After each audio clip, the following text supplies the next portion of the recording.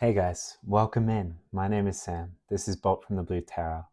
I'm an intuitive reader and I channel messages for your highest good and the highest good of all. It's very cold where I am today, getting cozy. Hope you guys don't mind. I've got some nice channeled messages for you, some signs, symbols, possible synchronicities here. Kicking it off, I saw some beer art from Flying Dog Brewery, and I looked it up, and the artist is called Ralph Steadman.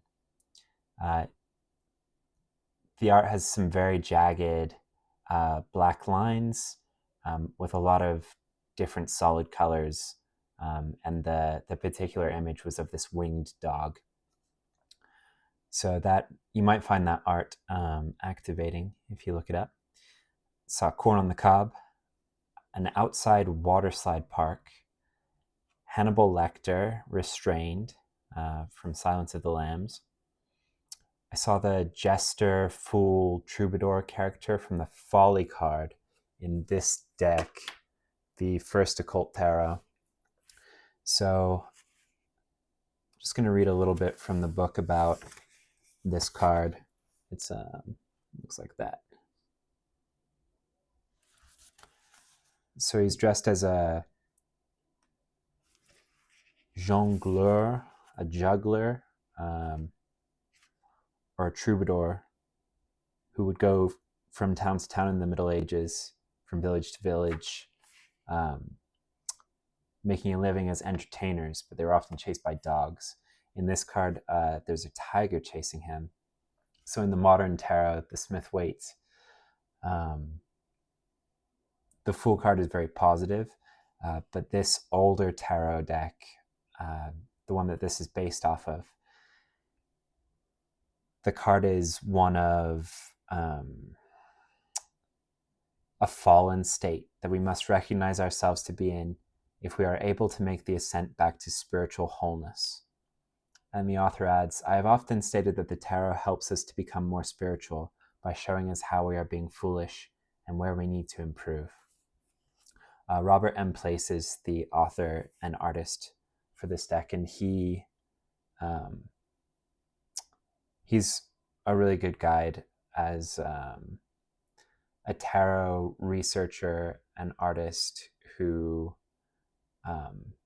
sees it as a path of spirituality. So if that's how you tend to view the tarot, you might want to check him out. In this card, the little traveler's pack on their back that they're carrying contains their faults.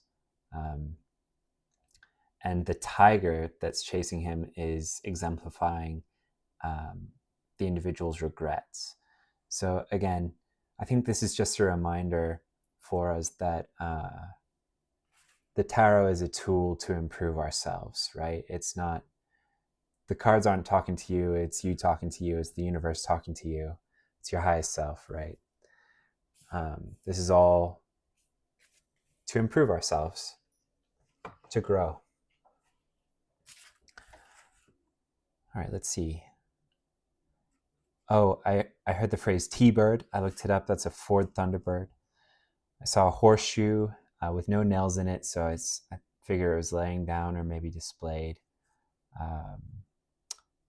What I thought were marbles, these like very dark spheres in a dark environment, dimly lit. But then I heard the phrase Dyson spheres, and these are a hypothetical megastructure that potentially alien races might use to harvest energy from suns. So they just hang out near the sun and pull the energy from the star, and it would draw a tremendous amount of energy and could fuel an entire civilization. So this is actually, it's hypothetical, but it's something that scientists look for theoretically to see. It's like a harbinger of a possible very technologically advanced alien race. So you might be into that. We got a single banana laying down. It's not green, no spots. It has a frayed stem part. I don't know what to call it. that was like very pale, almost white, like it had just been pulled from the bunch. You know what I'm talking about? My banana fans, you know what I'm talking about. Staking my reputation on this particular banana. I saw wooden doorway beads, and the wood grain was a lighter color. And I just heard the very relaxing sound they made as you move through them, and they sort of clack and click together. Lovely. And then the phrase pineal gland activation. So with that, I want to say it only gets weirder and more wonderful from here. Welcome to the party. If that is you going through a pineal gland activation. All right. So I'm feeling just one card from this Oracle of Destiny deck. Life. There it is, guys. Respect it.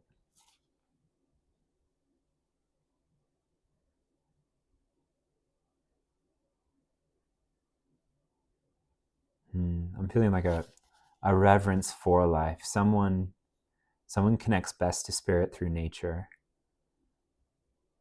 and will realize things about themselves.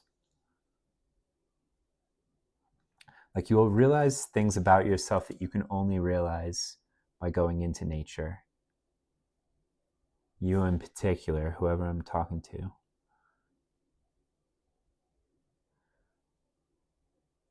There's an interconnectedness here as well with the planet in the background and the stars.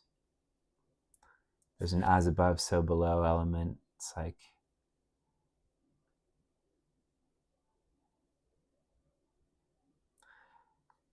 well, our larger society tends to think that consciousness resides in brains, but you meditate for long enough, you figure out consciousness is a pervasive thing throughout the universe, throughout matter. Let's see what the book says about this. Since we're only pulling one of these cards.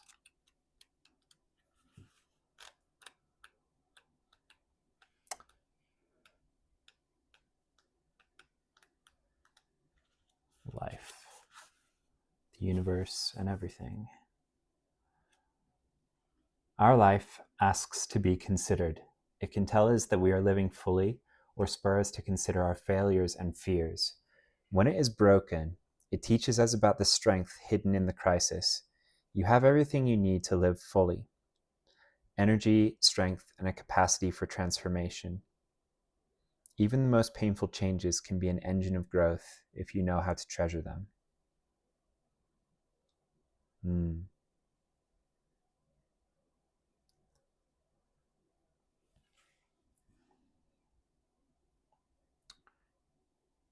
have everything you need to live fully.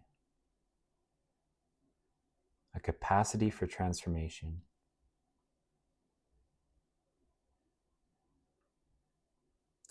With the Folly card coming out in the original, like the channeled symbols, and the reminder that even the most painful changes can be an engine of growth if you know how to treasure them.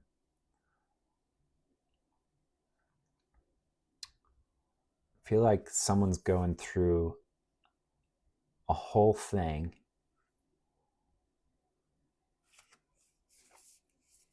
and might need some help in alchemizing it. I don't know. Let's see about this for you.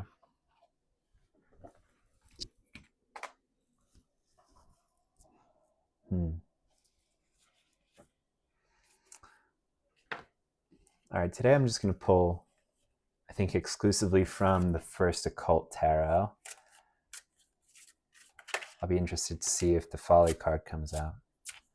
Strength, King of Coins,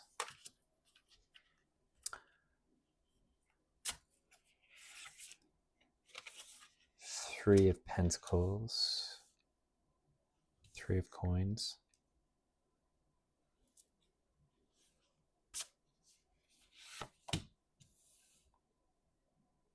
the Moon,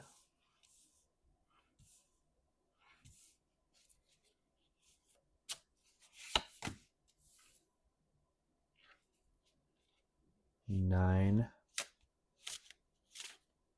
of Wands.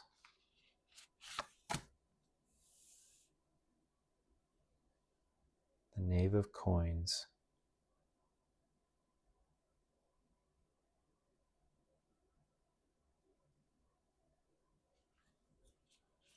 I think maybe one more.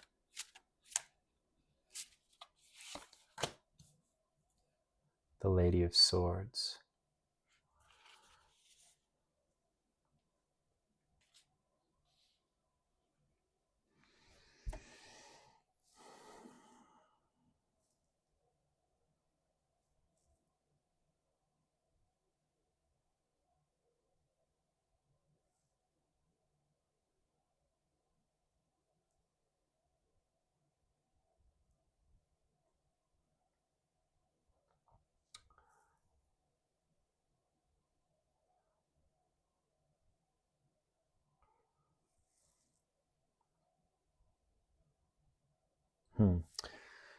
So in the middle we have the Moon, which in this deck is a card of balance.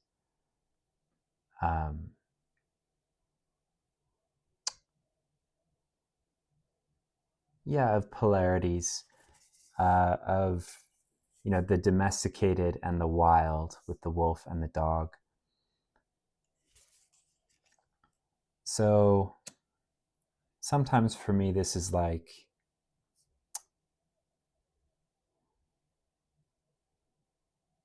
we have these two, like there's this choice in the middle with the Moon, and it can sometimes be higher self, lower self. It can be the path of discipline versus lack of restraint, self-indulgence, shadow versus light. So on the one hand, we have Strength, the King of Coins, and the Three of Pentacles. Let's see. Yeah, like that. Strength, King of Coins, and the Pentacles. This has Abraxas on it, which is a protective deity / symbol in the Greek, like the Greco-Egyptian Hellenistic world. And this strength is like, it's not just courage, but it's inner strength. Leaning on your wisdom, taming this wildness. So this is the side that's the dog, the domesticated, the higher self is how I'm looking at this. Typically the kings in this deck come out to me as higher self or prominent guides. He wears a crown that shows that he rules both Upper and Lower Egypt. Kind of a big deal, right? Like he's king of the castle. So your strength leads to you listening to the admonitions of your highest self. And what this brings you is,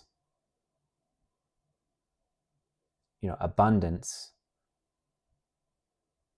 but also protection, like a protected abundance, a guarantee here of some success. Success, that's like, protected by the gods. In choosing your highest self and the path being laid out there, you're choosing your dharma, and you stay on a protected path. Like nothing can really touch you if what you're doing is what you are meant to do, what your soul wants to do, if it's in alignment with your highest good and the highest good of all, then it will always be protected and it will always be fruitful. So I'm thinking this other side, because sometimes, our higher self is only one aspect of the team at your round table. Because if you got your shadow and your inner child, so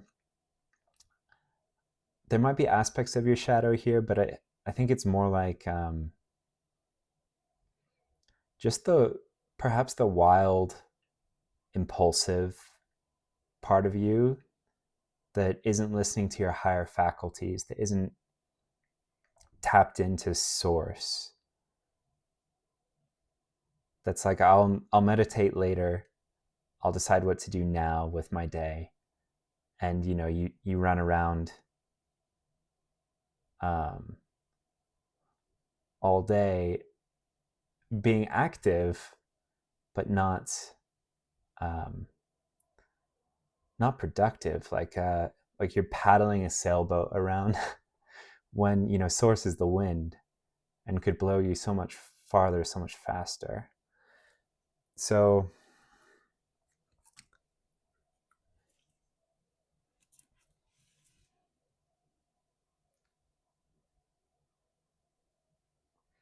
I'm just trying to figure out what the nature of this, because so on this side we have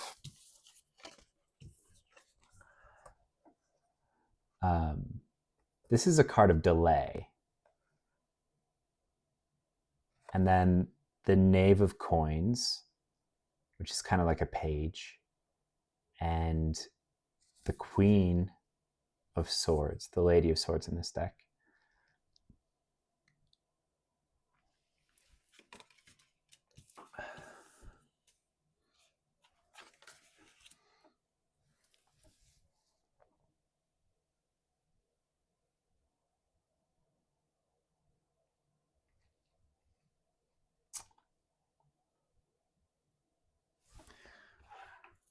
Yeah, these cards mean very different things in this deck, so I'm going to get some clarifying information about what this delay is.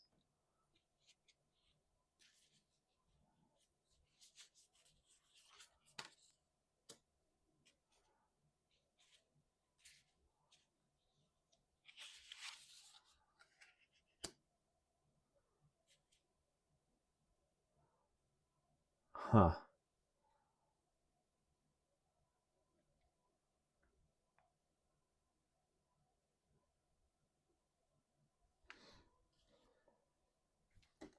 So we've got the Nine of Cups, Three of Wands equivalent, and the Universe. So this is some sort of like resting on your laurels, or like relying on someone else. Yeah, relying on someone else. Oh, you know what? It's relying on someone else over your own discernment. That's what it is. And this is creating a conflict, which is affecting your spiritual calm. This is like the Universe card is like unity consciousness, meditation, feeling tapped in. This is Isis on the card. So this is all like the spiritual gifts as well that come with it. So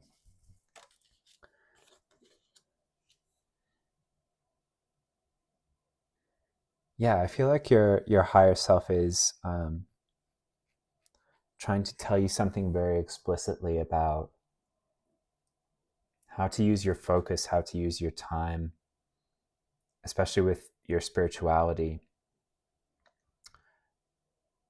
And this is like your best source of discernment.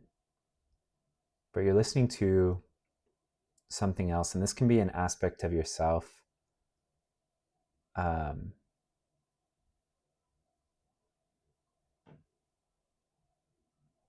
that's just directing you down these unproductive roads that lead to like inner conflict, I think. Yeah. Okay. Let's get some advice for you. Advice on how to overcome this, or any, useful attitudes you can take towards this. What's gonna shift things for you is what I would like to know. Harry, Ron, and Hermione in the Devil's Snare Plant. So this is from the first Harry Potter book or movie. And it's like a trial that they have to get through. It's a test. And this plant, it's like it's similar concept to like quicksand, but it's this tangle of vines, right? And they've fallen into it. And the more you struggle, the tighter they will squeeze until they squeeze the life out of you, these vines. And I think there's also an aspect of like not just physical movement, but maybe also fear. Like if you tense up emotionally or physically, you're going to have the life squeezed out of you. So there's something about that here.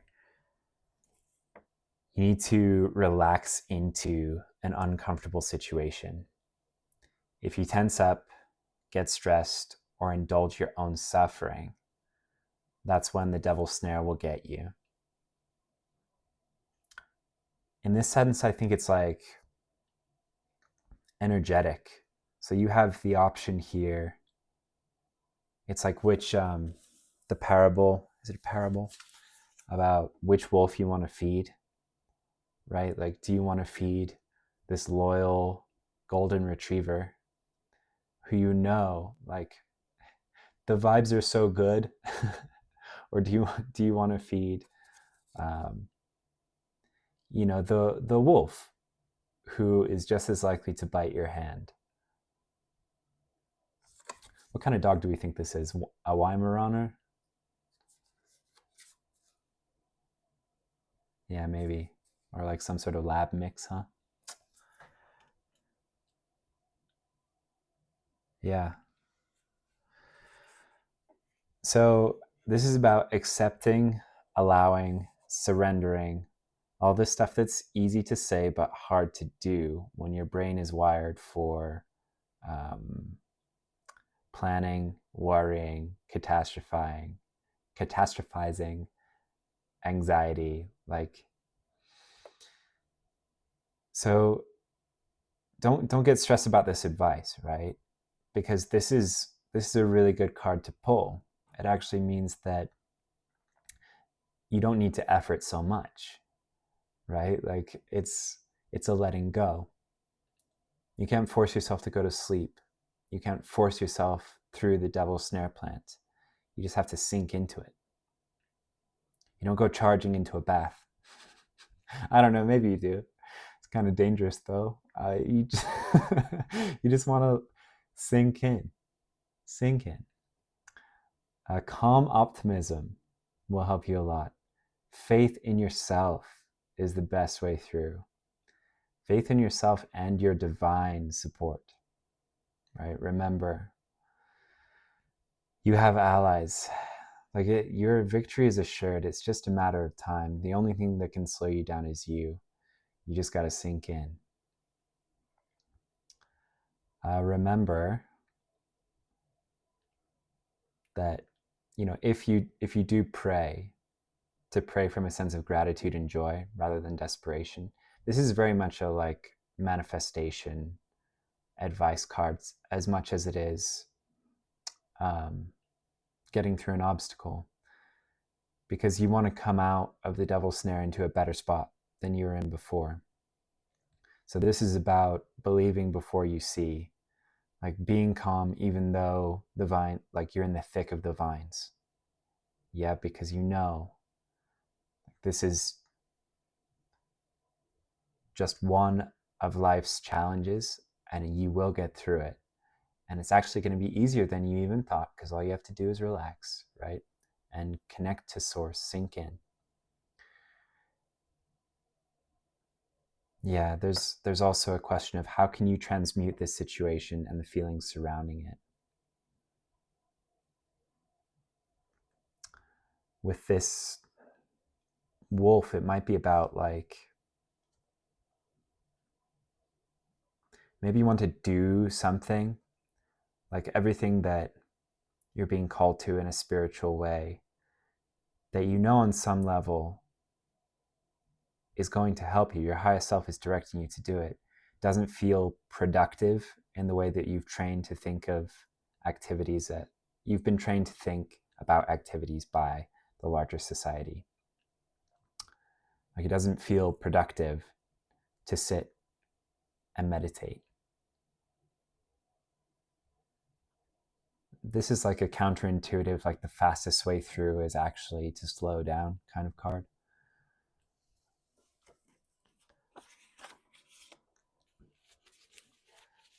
That's a good piece of advice in almost any situation. Let's see if I can't get you another one. Luna Lovegood, Daydreaming. We got 2 Harry Potter cards, you guys. I think there's only 2 or 3 in the deck. I might be talking to, what do you call a Harry Potter fan? Potterhead? Is that a thing? I don't know. So this encourages you to find a kind of rest through creative pursuits, no matter how childish it might seem, or eccentric, or specific, or unconventional. This is saying, do that thing, even if it seems far out or weird to other people. So, I like to hula hoop. That's a thing. If you like to hula hoop, this might be a reminder to do that. Art, colored pencils, markers, crayons, whatever you got. Imaginative thinking, any quirky hobbies you have that just make you feel delight, but you don't feel are like, it's not productive. That Lego set that you've been meaning to build, the puzzle underneath your bed, if it would bring you joy, if it would raise your vibration to do it, then do it. Doing something with your hands, painting, coloring, that allows your mind to run free or enter flow state. And in this state, a lot of stuff will just kind of work itself out, like a knotted muscle in hot water. Like it'll just kind of, like, the problem will solve itself, not because you efforted it into a solution, but because you sort of let go and sank into something. It's like you're tricking your mind. Like, all of these things can be cooked on the back burner while you're doing something that seems less productive, but brings a lot of counterintuitive productivity just from the act of doing it. And this is, again, something that, like, there are very few cards like this, but you can't force this. The card actually says it's like falling asleep. This will allow your conscious and subconscious to sync and sort through all the mental flotsam and jetsam. It seems unproductive, but what you're doing is you're gold panning. You're panning for gold while you color, while you tinker, while you hula hoop or jump rope or whatever. While you jump on the trampoline, maybe. I just got an image of that. Go to a trampoline park, one of those indoor ones. Be the only adult in there. Go on your own. Jump around. Jump up, and get down. And just, mentally commit these problems to the subconscious, like, and know that as you do this, know and say to yourself that it's all going to work out, like it is. it is going to work out. And in a way, you'll be the one to solve it, and in a way you won't. But it'll get done a lot more elegantly than all of this delaying and to and froing and all of these things that feel productive but actually set you back. All right, guys, I was trying to do a shorter reading today. Didn't turn out that way, but I think this is excellent advice. Remember to sink in and daydream. Let your mind do something unproductive, and a lot of things will get done. All right, guys, that's what I got for you today. Take care.